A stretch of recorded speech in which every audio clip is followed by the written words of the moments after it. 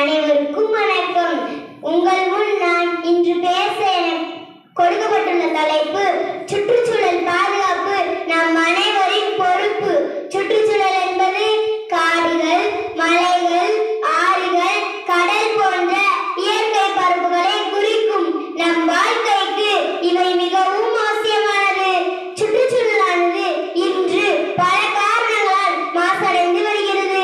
இவ்வாறு மாசுபடுவது நமக்கு மிகுந்த வருத்தத்தையும் அச்சத்தையும் தருகிறது.